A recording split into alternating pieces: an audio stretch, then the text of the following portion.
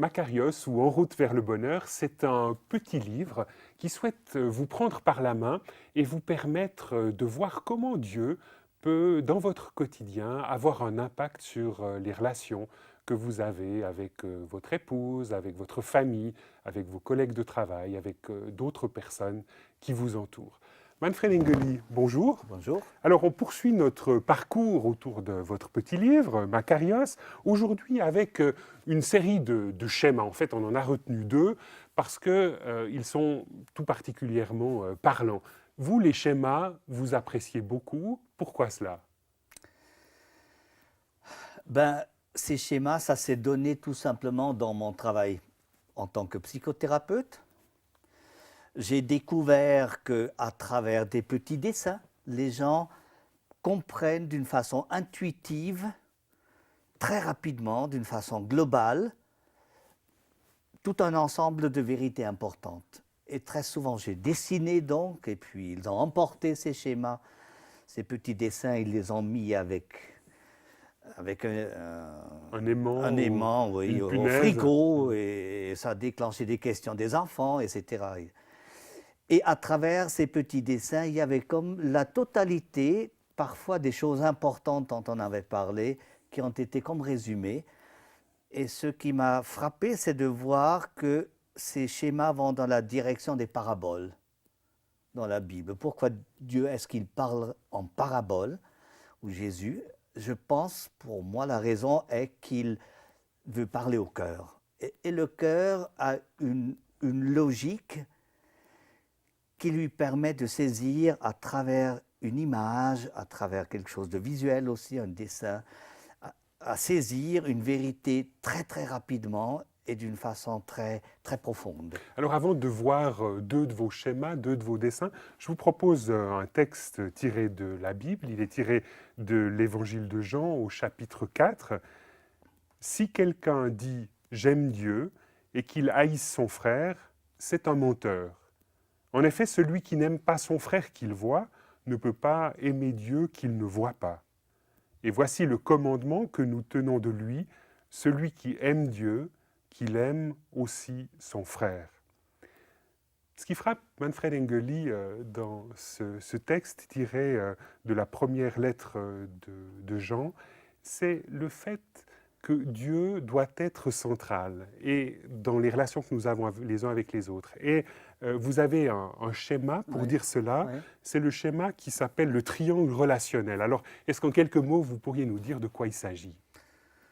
Je crois que le nom dit déjà pas mal. Bon, le triangle, on voit bien. On voit bien. Au niveau des angles, vous pourriez nous dire qui est aux angles? Il y a moi, par exemple, et mon vis-à-vis, et il y a Dieu qui est à la pointe du triangle.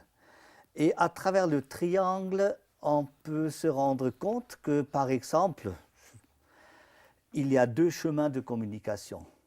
Il y a la communication directe et il y a aussi une communication indirecte, par en haut. Une communication qui passerait par Dieu. Qui passerait par Dieu. Il y a un autre élément. Je peux inclure dans toutes mes relations, je peux inclure Dieu, qui serait comme une sorte de relais entre moi et l'autre.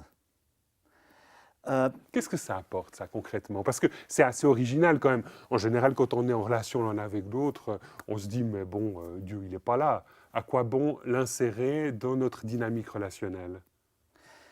Je crois que dans une relation comme celle que nous avons là, ici, nous n'avons peut-être pas forcément le besoin d'avoir Dieu là au milieu entre nous. Mais si je pense à certaines rencontres que moi j'ai faites, ou quand je pense à mes rencontres avec des personnes qui sont venues chercher de l'aide, pour moi ça a été capital d'avoir Dieu comme avec nous, au milieu, entre nous. Il y a comme deux choses qui se passent de cette façon-là. Dieu nous sépare, et Dieu nous sépare peut dire il est aussi une sorte de protection entre la personne et moi. Ça peut être une protection pour moi, parce qu'il y a parfois certaines choses qui viennent dans ma direction qui sont peut-être pas très faciles à vivre, mais ça peut être aussi une protection de l'autre personne, parce que moi aussi je peux réagir d'une façon qui blesserait peut-être ou qui ferait du mal. Alors dans ce sens, d'avoir Dieu comme un intermédiaire qui relie d'un côté et qui sépare d'autre part.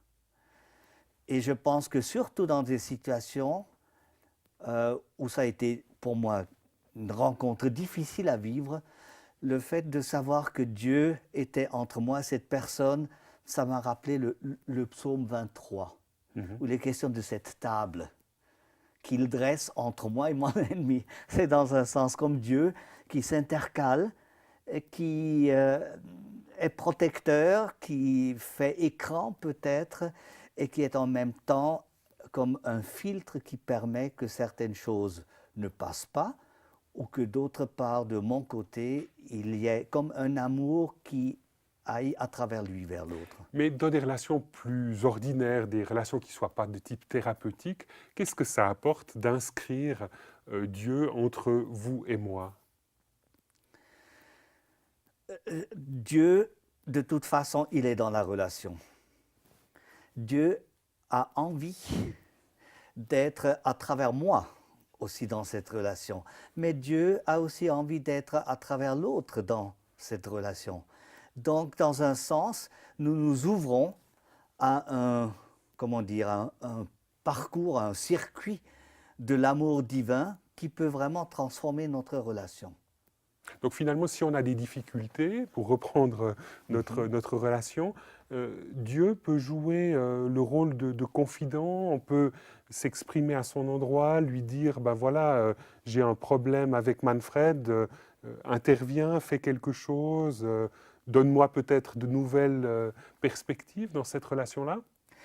Ça va dans cette direction. Je crois comme l'exemple le plus concret pour moi, c'est peut-être le couple, où on se rend compte que beaucoup de choses se passent entre ma femme et moi, où si Dieu est dans la relation, ça me permet de ramener certaines choses à lui, d'aller auprès de lui quand il y a par exemple un conflit, ou d'avoir ce premier geste après d'aller vers lui.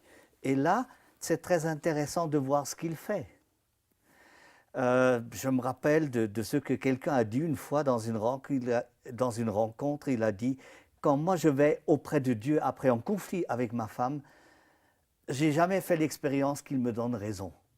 C'est-à-dire, Dieu fait un travail avec nous qui nous permet d'être peut-être consolés, mais d'autres d'avoir aussi ce défi de dire, va retrouver ta femme, pardonne-lui. C'est-à-dire, Dieu est toujours là comme celui qui veut rétablir la situation ou la relation dans le sens de permettre que l'amour puisse de nouveau être entre nous. Alors dans ces émissions, on aime beaucoup les petits pas pratiques, hein. On suit ce que vous dites dans votre livre sous l'appellation l'art des petits pas. Là, ce serait un petit pas qu'on pourrait proposer, celui dans 2 ou 3 relations que nous avons, peut-être des relations pas toujours faciles avec d'autres personnes, d'y inscrire la personne de Dieu. Oui, je crois qu'on peut vraiment, j'ai fait ce travail ou ce pas avec pas mal de personnes, que comme vous avez dit, dans une relation concrète, peut-être commencer avec une seule et dire, à partir de maintenant, Seigneur, je veux que tu sois au milieu de cette relation entre moi et cette personne. Et de voir ce que ça déclenche comme vécu différent. Ou peut-être le fait de pouvoir aller auprès de lui après un vécu difficile, de pouvoir entrer dans ce qui est appelé dans les psaumes et pencher son cœur devant Dieu. Et faire l'expérience qu'à travers ce fait, il y a quelque chose que j'appelle la psalmothérapie, c'est-à-dire il y a une transformation intérieure de mon vécu à travers le fait d'échanger avec Dieu. Cette démarche se trouve dans plusieurs psaumes où on voit que après cet échange avec Dieu, l'homme a une vision complètement différente de ce qu'il a vécu. Manfred Engeli, il y a un autre dessin que nous souhaitons aborder ensemble maintenant, c'est celui du pont hollandais. Oui. Est-ce que vous pourriez nous donner quelques explications, parce que je ne suis pas très versé dans cette dynamique-là, cette dynamique des ponts, et le pont hollandais est un pont un peu particulier.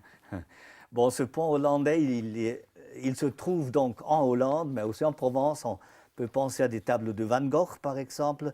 Il consiste de 2 parties, où chacune, 2 moitiés, où chacune peut être levée indépendamment de l'autre.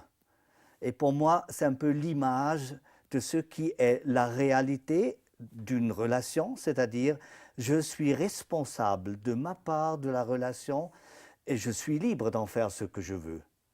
Quand j'ai envie de couper la relation, je peux lever ma moitié et l'autre n'aura aucun moyen de m'obliger de rentrer dans la relation en baissant ma moitié. Alors cette image, elle est particulièrement intéressante quand il s'agit de vivre ce qui se passe et de digérer ce qui se passe dans une situation de conflit, où finalement cette image du pont hollandais nous permet de travailler sur le motif du conflit.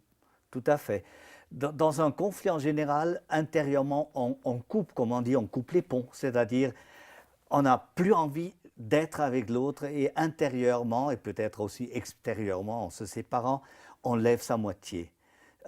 L'image montre quelque chose de très clairement aussi par le fait que derrière cette moitié, on est un peu bloqué, on voit vraiment plus l'autre.